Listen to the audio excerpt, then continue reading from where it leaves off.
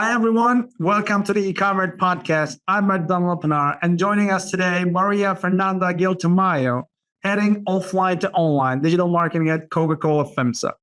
Maria, we're excited to have you with us today. Welcome to the eCommert podcast.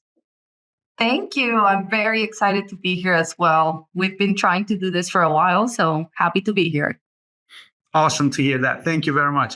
Before I leave the floor to you, here's what caught my eye on your LinkedIn profile, if I may. With over 3 years at Coca Cola-FEMSA, you've been instrumental in developing digital capabilities and frameworks to accelerate the top-line growth of the regional digital ecosystem, which is very fast, very robust. LATAM market is nowhere else like other. And I can also see that your expertise spans digital marketing, e-commerce, and strategic growth, as well as leading digital teams to serve both internal and external clients in this massive Latin American market. So if that's correct, and if you align with that in your own words, can you share a brief intro about yourself and your project and your team with us and the audience, please? Wow. Okay. So let's start. that was a big question. Let's start with the beginning. So I don't know if everyone knows who's Coca Cola-FEMSA. Let's start from there. A little bit of a background story. So Coca Cola-FEMSA is the largest franchise bottler for Coca-Cola in the world. And that's pretty big, meaning we serve around 2.1 million mom and pop shops in Latin America. That means impacting around 270 million people, which is a pretty big job. And I was explaining this to you last time, meaning we have distribution centers, we have our salespeople, we have our plants where we develop the product itself. And so our purpose, which is very close to what Coca-Cola's purpose is refresh the world anytime, anywhere, right? And so how do we get there? And that's why I'm here. And so we've developed in the past few years a vision on how are we going to do that. And it is by developing or being the preferred commercial platform of our customers and partners, by also being an ally to them in their growth. So I was explaining to you as well in our conversation, our main concern is how do we get our clients, our mom and pop shops, to actually grow their business and affect the community in a positive way. And this is how it all started from a commercial platform standpoint, right?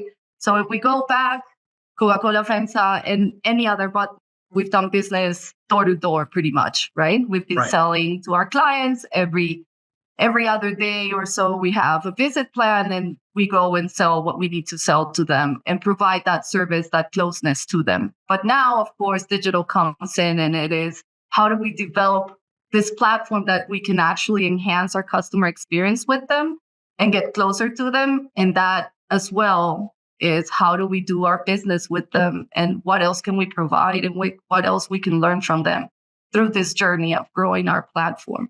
And we can go and discuss a little bit more of what the platform means. I guess there's going to be a few questions around there. Absolutely. And I'm looking forward to hearing all the details about the platform you guys build and how it's technically improving the lives of the customer as well as the consumer and as well as yours. But just a ballpark number, how many stores and locations are you serving in the market roughly? Because this number is impressive as far as I remember. Yeah. So right now we have, on a monthly basis, 1.1 million mom and pop shops. Unbelievable. Doing a digital order. So that means around 50% of our clients at least do one order a month through one of our digital channels. And we'll discuss that. There's different digital channels that we allow our clients to connect with us. And that means around 28 to 30%, give or take, depending on the month, of the traditional trade or the fragmented trade revenue comes through digital now. So that's massive. That's massive. Yeah. Yes. Yeah. Okay. I'm glad you enlightened on us, because this number is something that you don't forget easily. Now, before we get into the really interesting and insightful part, one trivial question, and I know it's about some of indulgence of the e-commerce. Do you remember the first post you liked or agreed or you shared from eCommert? What was it about, if you remember? Yes. So it was, I don't remember exactly which post it was, but I remember that what caught the attention, that's why I started following you. At some point, you started discussing a lot the growth of retail media. And that was more than a year ago. And you started highlighting how retailers have been becoming more of a media platform themselves, right? Ah, And yes, and yes. that Yeah. caught my attention a lot, right? Like eh, at the moment, I was still working a lot also with retailers on that side of the strategy in Coca Cola-FEMSA. And we started discussing that for our own platform, right? So how will other CPGs be part of, they'll be partners of ours. Right. How are we going to give them service? And all those discussions started going on. So that was one of the first posts that caught my attention. There's actually a colleague of mine that works with everything that has to do with monetization in the platform. And so I remember even sending the post to her. I'm like, here's what we've been discussing in terms of additional revenues and, other type of networks that we can provide within the platform.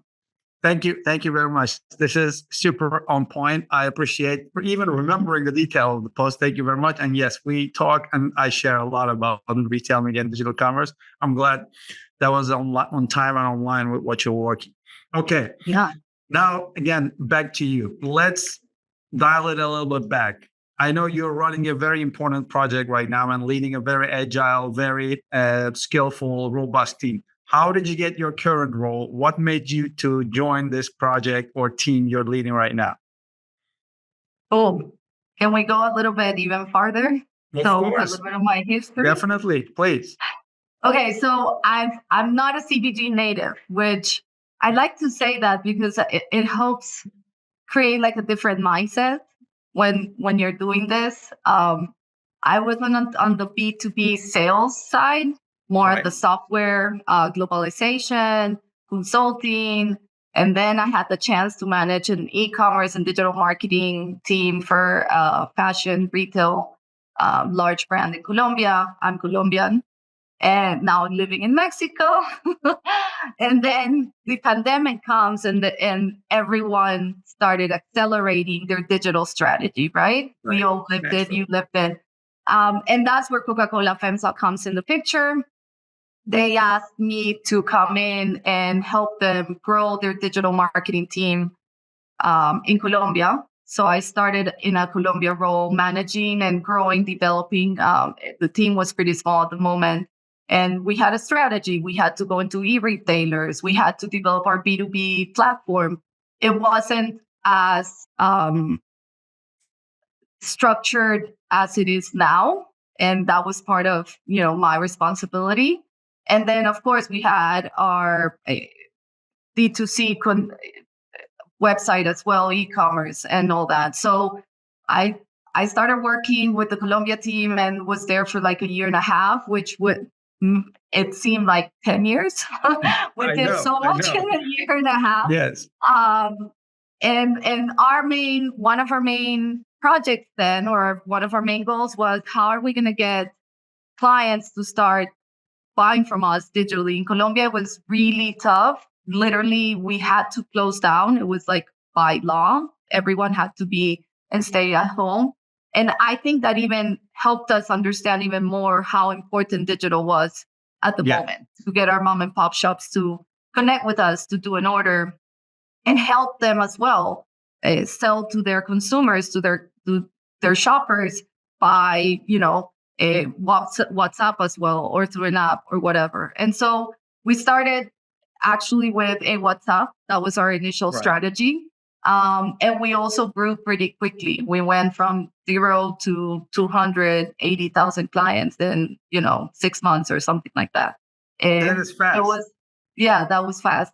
And we tried different things as well. And so through all of that, it's not only the result. I think one of the things is how our team got engaged and the salespeople, the marketing people, like everyone wanted to learn more and okay, what else can we do with this? What else can we try? Like at the beginning, of course, that they were like, okay, what's going to happen? Is this really going to work? And then it was more of a collaboration and team effort. And I And I remember think those that days during the COVID. What other market would you choose for rapid adaptation and speeding up for the change management? What better market than Latin America and the Latin American team? exactly, Yeah, exactly. And we were all saying, like, I mean, we all use WhatsApp in Latin America. I know it's not the same in other regions, but here it's pretty well adapted. So it's like, I mean, let's just start with that, and then we continue doing other stuff, which other regions were doing, right? And so it really helped us. And then I think that got the attention of more of a regional side, and we started growing. I mean, and now we're talking about all the other countries. All the other countries started growing their strategies as well. And that's where my current role comes in. My current role did not exist at the time. The marketing offline to online area was non-existent. But the Coca-Cola side did have an area pretty well yeah, developed from the O2O side. And so what we started discussing is we need a team that actually provides like some type of guideline and is thinking further, right? So when you're in the country, you're always doing what you need to do today to sell, to connect with your client, etc. But someone needs to be thinking further. What else are we going to need? What are the strategies to connect with our client? What's the funnel strategy? What's the frameworks that we need as a whole for the 9 countries? And so that's where the role comes in. And so they asked me to go and join and figure out what we need to do. And that's where I come in and started developing the team. and I know those job descriptions don't come from sky readily available. No. Were you involved in defining the job and defining the aspects of the role and the needs of the organization? Yes. So Of they course. gave me like, this is the job description. And I'm like, okay, I don't think that's what I'm going to do, but let me take a look. And we started working with a consulting firm, actually, very digital native, very focused on that side of the business. And so we went in and figured out like the digital maturity of each one of the countries. I'm very pragmatic. So I told them, I don't want to get very confused on like, are they doing, textbook strategies and all that? Like, we know we're not, we're a traditional sales company, and that we need to now transform our business. We just want to know what they're doing. And so we figure out like how to measure that.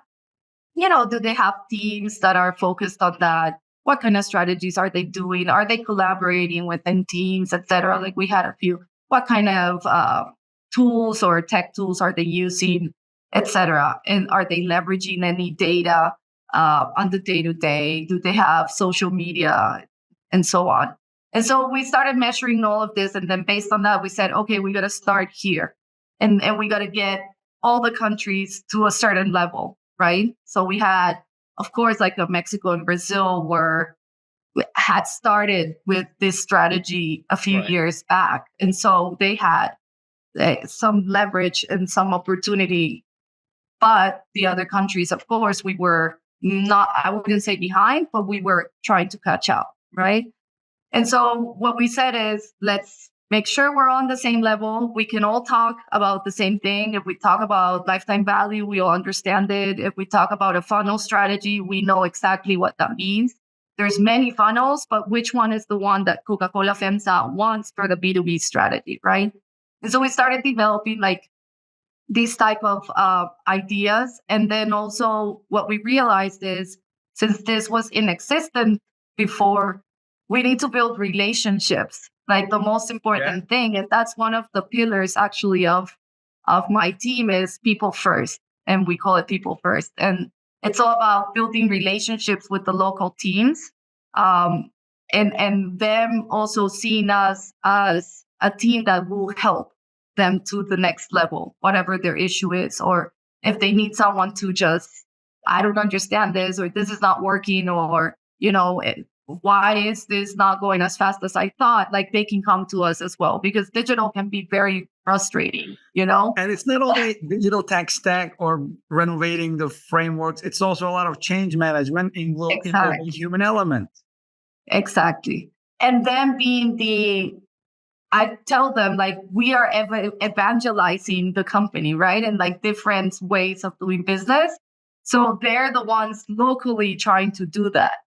And so how do I give them the right tools for them to actually go and tell the story locally, right? To salespeople that have been selling the product for 20 years in a certain way, or our client, and they're the most important. How do we make sure our clients understand what we're trying to do now, right?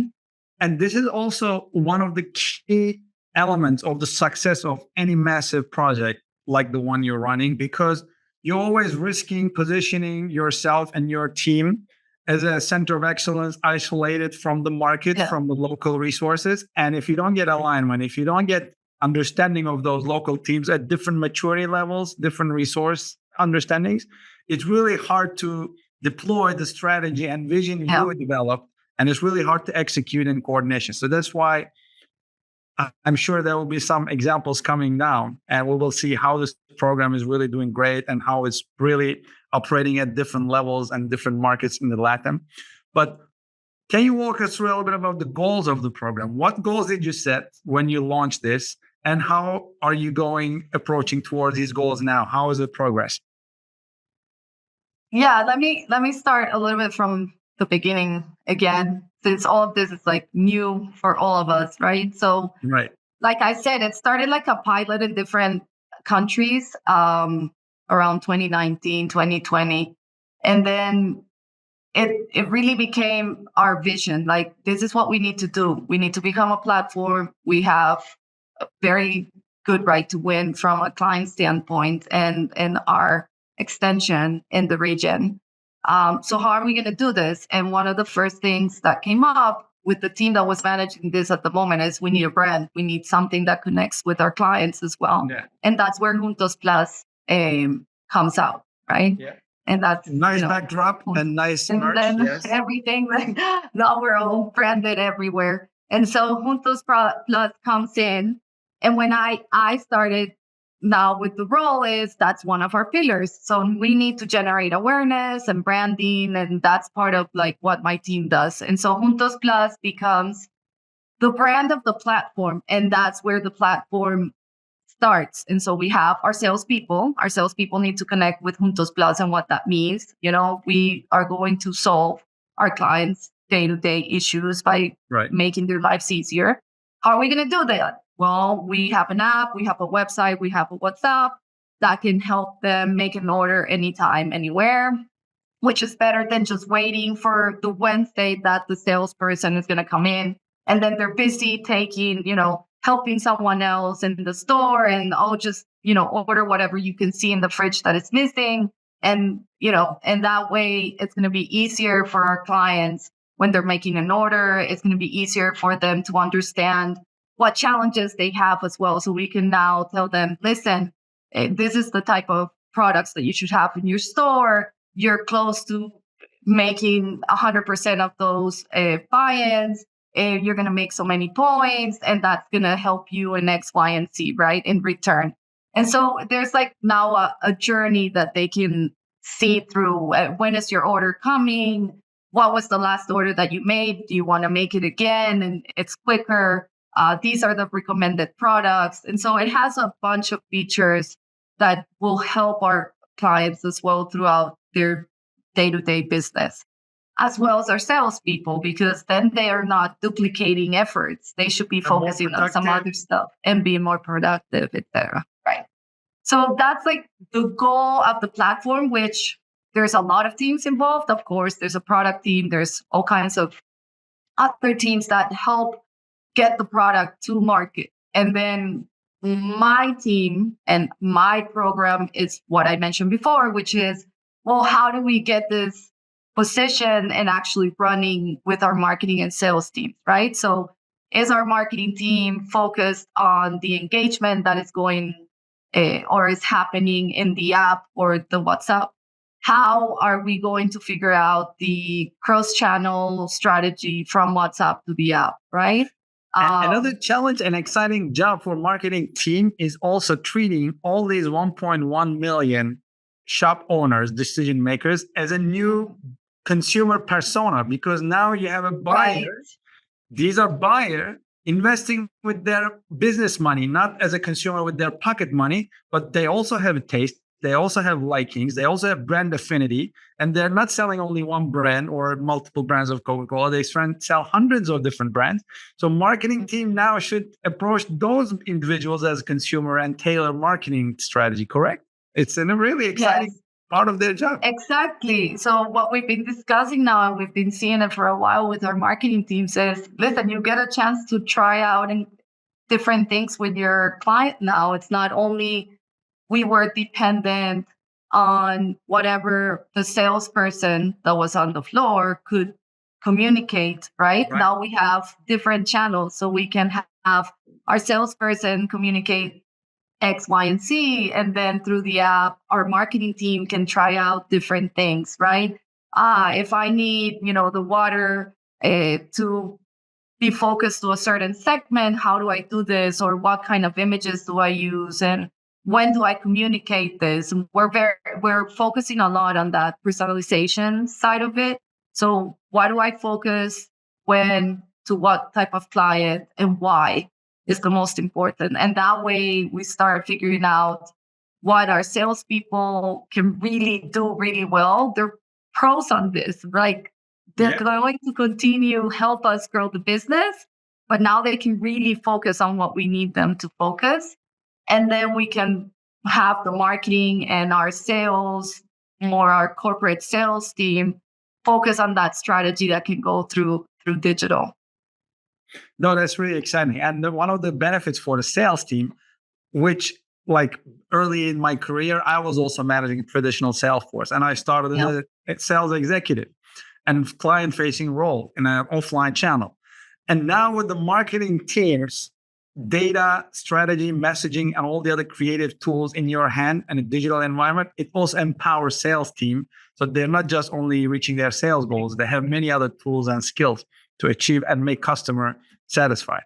And this program, from what I understand and from what I can compare with some other companies that I work with in food and beverage, is quite a big undertaking. Maybe audience might perceive it as like, oh, this was a piece of cake with a couple of digital technology improvements and change management. No, it is not. Let's rephrase this. This is a really big undertaking, especially in a fast and fragmented market like Latin America. And kudos to you, Maria, taking the challenge without even a not complete job description and nose diving into it right after COVID, which is a very difficult time. So what are you most proud of this program, Puntos Plus? And what victories, what accomplishments do you take? You can take credit with your team. And what are you still working on? What can be still as a progress going forward? Wow. So I always ask one questions. Is it a good thing? Yeah. No, that's a good. I think that means you're a pro at this. So one, I think kudos to the whole Coca Cola-FEMSA team and probably part of the initial leadership team that thought about this and said, this is where we need to focus. And it's been, since I've been here almost now 4 years, they've always been very outspoken, our leadership team. This is where we need to focus, right? Like our core business needs to continue being our core business, but our commercial platform will enhance that core business, right? And so I think the first kudos is for us to have like that clear vision, and continue to drive through it with a lot of learnings, of course. And then the other one I would say is our capability of being able to sometimes make tough decisions, like this didn't work, which is more part of that test and iterate and learn and then let's push through, which it's not always been like that. And I've been in many, many other projects and it's not always like that. It takes some time to get to that point. And having those conversations on what we're going to prioritize and what we're going to focus on to actually get to the next level. I think that's one of them. And then the other one is, and it's one of our main like let's call it DNA principles. We call it now actually. So of our principles is our customer is in the center of it all, right? Right. And making sure that our customer is in the center of making these decisions, developing a digital tool set, let's call it, because there's different channels. Sometimes can be, you can go many different set ways and then forget about the customer. So coming back and saying, is this really going to help our customer if we make this decision? I think that that's kudos to all of the teams, because I've seen it across where there's that question that has always come up, right? So, and then when we start forgetting about it, it's like, wait. Where's the customer in all of this? Like, why would we prioritize X feature versus this one? Or why are we going to go this route or this use case with the analytics team, for example? Or I need this market. Well, does Maria need it? Or why is this going to help the client? And so always coming back to that question has really helped us make some type of decision, whether it's strategic or investment wise, something like that. It's a big and great list. And when you look back, of course, like you mentioned, there's a lot of pivots, there's a lot of pushbacks, and it wasn't always rainbows and butterflies. But any amusing or funny memories or anecdotes you remember in the course of the journey? Very good question. I think more than amusing is trying to. So we've had a lot of discussions. Of course, there's like you say, some are rainbows, some are not. I think more than amusing is actually seeing that we're all trying to say the same thing, but just saying it in different ways. And like, at the end of the day, we're humans and we all want to be right. And so getting to that point where like, okay, let's agree to disagree or same difference. I mean, you're saying the same thing I'm saying, but how are we going to get to a middle ground and actually get it done? So I think that's been one of the items that has been more than amusing. It's like seeing how difficult it has been to have those conversations and how easy it is to actually make a decision at the end of the day. So you get into all these hard conversations. It's like, yeah, exactly what you were saying is what I'm saying, just different. Okay, let's just get it done because we both know that that's what we need to get done. So I think that's more than amusing. I don't have a specific case, but I think that has happened a lot. We get into all these conversations, and then at the end of the day, it's the same result, and that's what we wanted to do. I've seen it more than once. I think that's one of them. And then the other one is how, more than anything, and I don't know if you're going to ask something about this, but more than amusing is how all of the country, how this has helped us connect more as a company. So when I got here 4 years ago, yes, I've seen it because it was more of Brazil is doing this and Mexico is doing this. But now it's like we all want to know about everyone and we all want to make sure that we're doing what is best for Coca Cola-FEMSA as a whole, right? And and to our client. So we've been focusing more on developing as well more how do we connect with each other. And so we did a boot camp earlier on this year, which was our first Juntos Plus boot camp for marketing and sales people. And we all got together in Mexico and discussed, marketing strategies and best practices and data-informed decisions and all of these subjects. And now we have a squad. We get together every Thursday and we discuss, and we have different methodologies that we're going through and discussing different items that we know are, objectives of this year, branding, loyalty, etc. And so all of that before, everyone was doing something, but now it's like, let's get together as a team, let's learn something. And then of course, everyone goes, does whatever they need to do. But I think that more than amusing, I think it has been pretty awesome to see that change. This is pretty important actually, because when a big project like this starts moving forward, sometimes it causes anxiety in different teams. Sometimes it causes tension. And I've been in those meetings because of my role at Mondelez. I was the global lead for e-commerce, but I was also in charge of Latin American market. And I met in those meetings.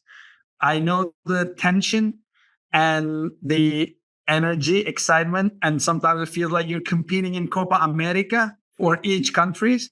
But sometimes you need to focus your energy when you have one or two teams playing in the World Cup. So everybody needs to unite behind that one team. So it's a really good analogy, actually.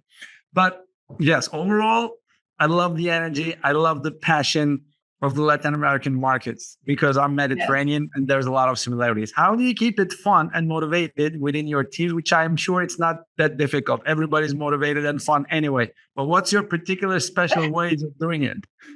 Well, okay. So one, like I said, finding spaces that are not the day-to-day business meetings, right, that we do. So that's why I think the squad has been pretty successful this year in terms of just being very open. It's a very transparent space where we can, speak to each other. I mean, of course, there's an agenda and there's learning subjects and then there's discussions, but everyone can say whatever they want and we can share. That has even opened up a door for them to go, and Guatemala's gonna ask Brazil something, and now they're gonna go and visit them, and and do a market visit, etc.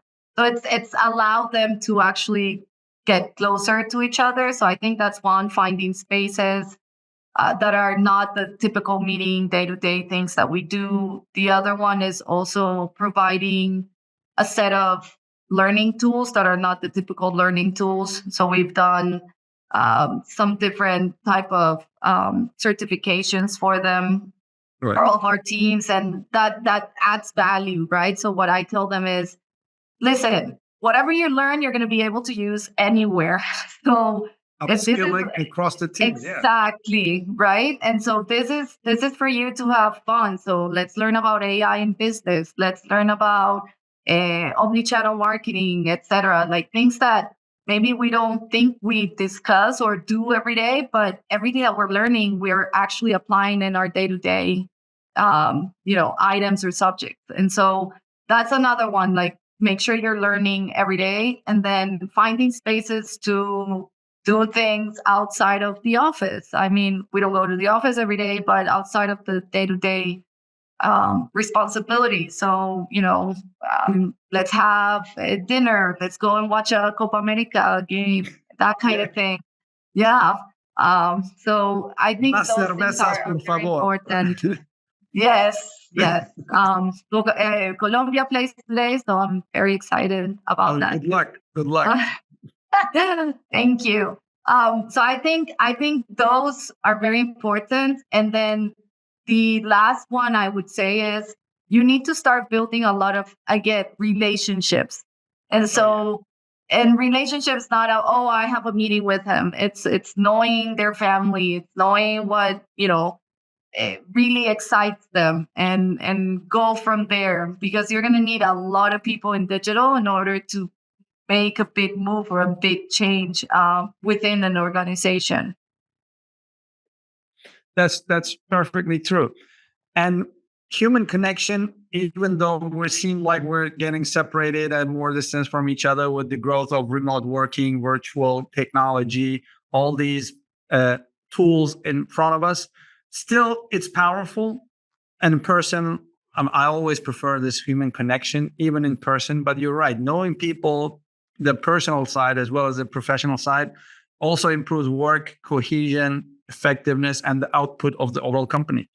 And I'm glad to hear that this also served as an upskilling program, because we see this conversion in the industry. 10 years ago, it was T employees. Everybody wanted to have T-shaped employees, one expertise in one particular domain or vertical, and some expansion towards other domains to have an understanding. But now I wrote a couple of articles about this, shared, and other experts research about this. We're looking to more V-shaped employees, because just like yourself described, and myself as well, coming from sales background into the digital marketing, and now we're leading e-commerce projects with the robust support of data. We're even talking about triangles. So back to the newly upskilled and expanded back skill set of the employees and the workforce you have at Coca Cola-FEMSA.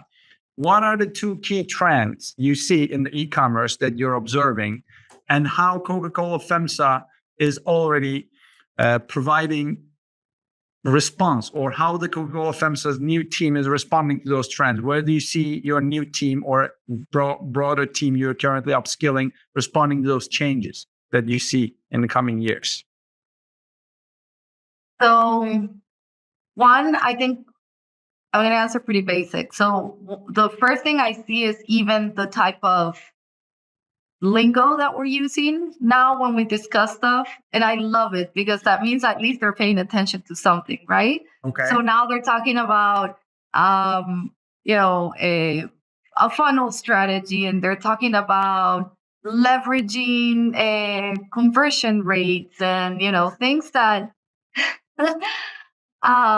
things that may a churn, and for us in digital that may I heard this for how many years, but for people that their metrics was how many cases of Coca-Cola did we get in the truck yesterday, versus now thinking about a whole journey and micro conversions and click-through rates and impressions, and now, emotional connections. We're talking about Premia Juntos Plus now a lot, which Premia is our loyalty program. We recently launched it in Brazil and Mexico, and it's done really well. Like, we have in Mexico over 300,000 clients now registered with it. Wow. Yeah, That's the good. loyalty program, like actively registered. And so we are now talking a lot in upskilling, of course, on the loyalty capacity, like capabilities. And we're talking about all of these, what are the loyalty pillars? What are the earn and burn strategies, and all of these other subjects. And you hear the marketing teams now come up with their own strategies and all these keywords and stuff. And it's like, I feel like I'm talking to a new team, but it's the same team that knows all about the industry. And now they know all this as well. Like, I feel it's super valuable. Like, they're going to be way, way better than anyone else. Right. So I think that's one of the things that really I've seen that transformation. And then the other one from a digital side, or more of from an e-commerce side, I think we've discussed it throughout. It's how we do business, how we connect with our clients. Definitely e-commerce gives us the opportunity, or at least the tools, to have even more first-party data and learn more about our clients and what should be our connection with them, when, how, what kind of communication. So we've had to also focus on that, right? How do we, one thing is having the salesperson go and talk to them. The other is, what if I only have, 100 words that I can use, or 50 words? What are going to be those 50 words to use with him in that push notification or in that message? So that's part of, I think, also what's going on right now, that change that we're having. I want to touch back on the first trend and development you mentioned, because upskilling the existing team and expanding their linguistic or terminology, it's not only on the surface. Understanding behind it and being able to combine their expertise they worked on for many years, and now applying the new technology, new terminology, new competencies they gain, is also very powerful and impactful in the long term, because you can hire any talent, you can hire any experienced person from outside. Maybe they did great things for a different company, different organization, but they don't know your brand, they don't know your business like the current employees. So this is really a big investment for brands and enterprises like Coca-Cola and all the other CPGs, improving the skill set and understanding of the existing employee, because all the brand know-how remains in the organization.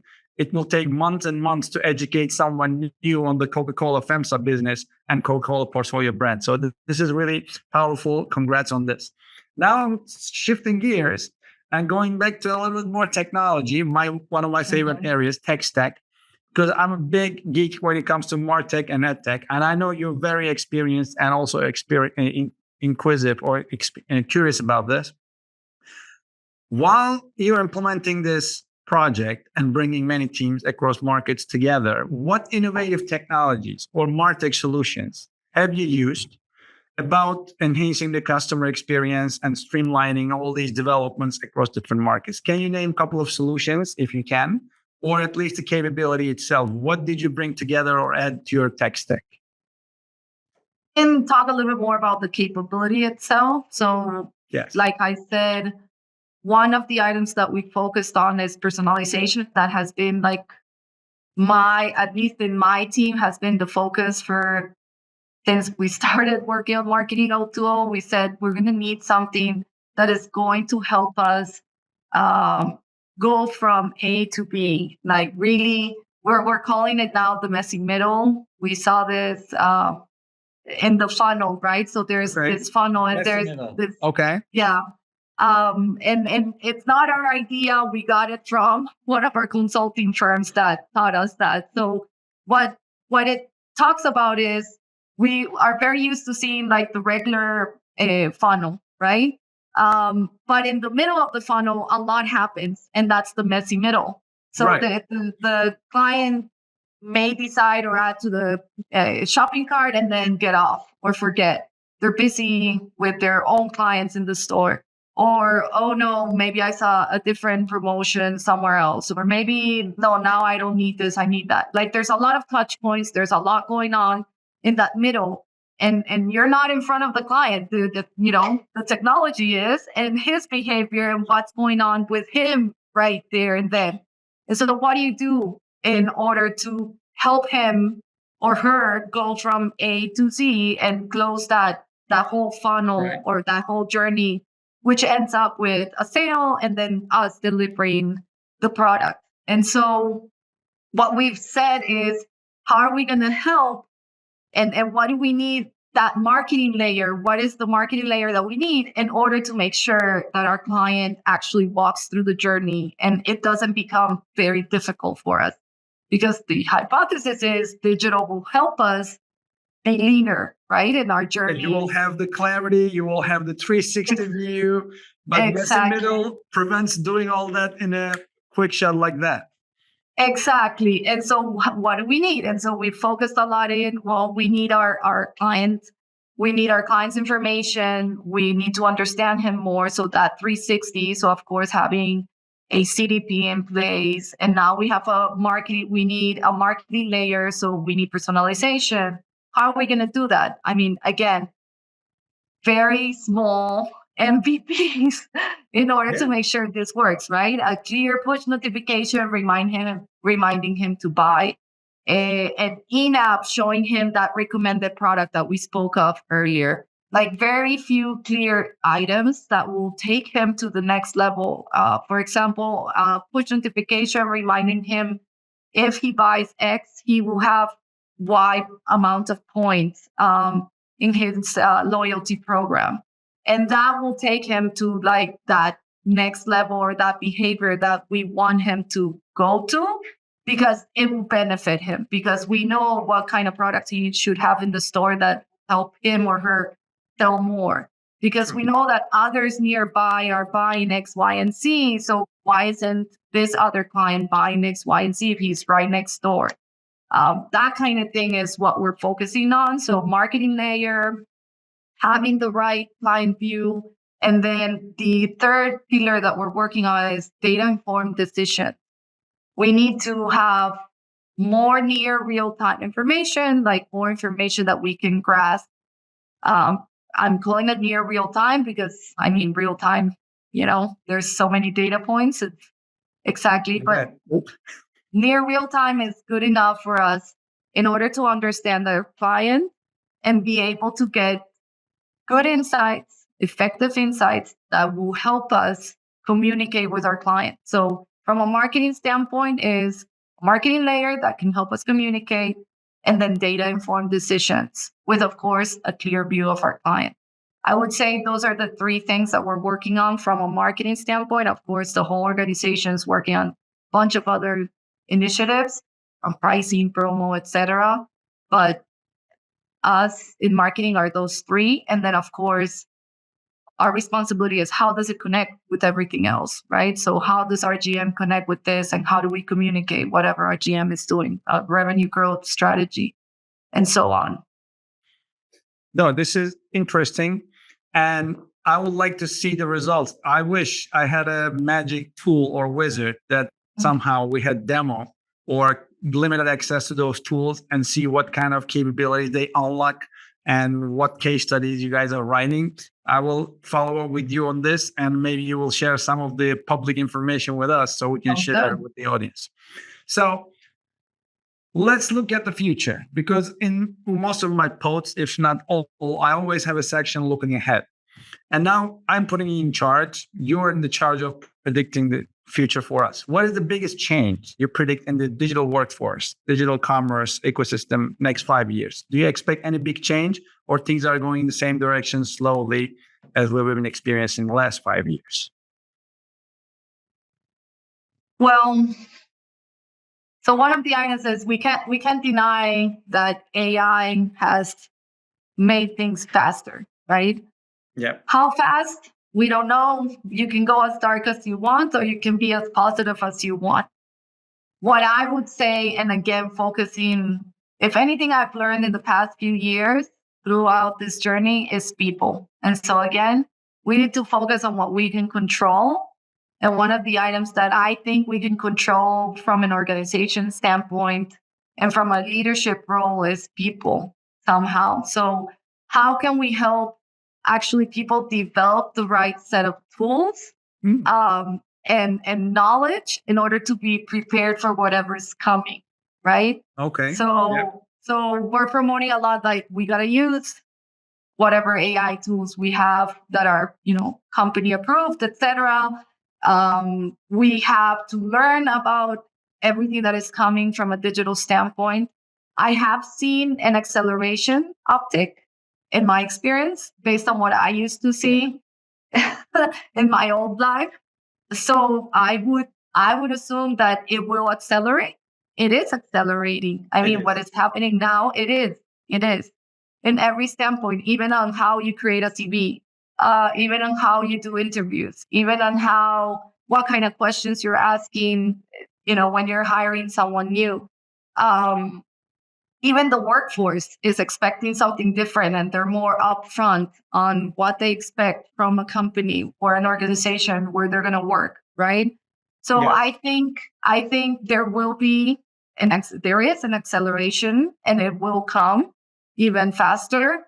But what I would like to end with is the people and how we will accommodate to that, right? So when the internet started, it was also, oh my God, the internet, and here we are, and you've seen it, you've even written about it.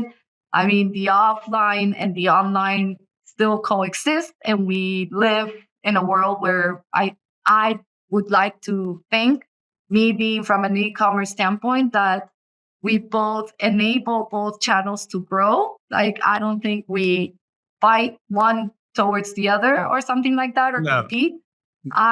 What it happens is one helps the other. I mean, we are now in an offline, online world, and it only helps brands position and grow and, sell more at the end of the day. So what I would love to see is actually people embrace everything that is coming and be ready for everything else that will come.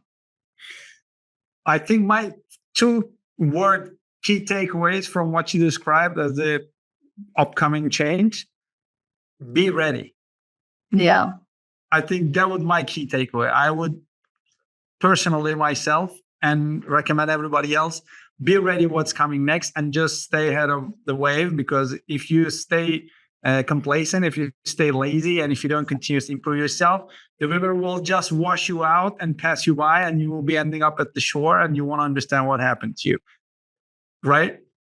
Yeah, I mean, you're a geek tech, but what I tell my team or people that I talk to is like, you don't need to know everything, but you need to know enough in order to ask the right questions, in order to know what's going on. So I'm like crazy avid in learning. So I'm always register in some other new course or whatever is going on, or podcast. Very disciplined in terms of what you have to learn. No one's going to give you everything. You're going to have to do it for yourself. So I think that's the most important thing right now. And whoever is doing that will do better than who's not, right? Absolutely. So we're coming towards the end of our session. So as we wrap up this insightful episode of the eCommert podcast, I want to extend a heartfelt thank you very much to you, Maria. Very insightful information, very dynamic project, very exemplary case studies for many people running an agile project like this in a massive enterprise like Coca-Cola. So thank you very much for sharing the invaluable experiences and insights with us today. And thank you very much also to all listeners for tuning in and spending your time with us. We appreciate your support and hope you found today's discussion as enlightening as I did. Stay tuned for more episodes where we continue to explore the latest trends and insights in the world of e-commerce and CPG. Maria, would you like to say goodbye? Well, thank you, Mert, and I hope I come back and we can speak more. We will do another one for the Career Chronicles, and I'm going to do my best to meet you in person. Until next time, stay ahead of the curve. Thank you very much, everybody. There you Bye. go. Yeah. Bye.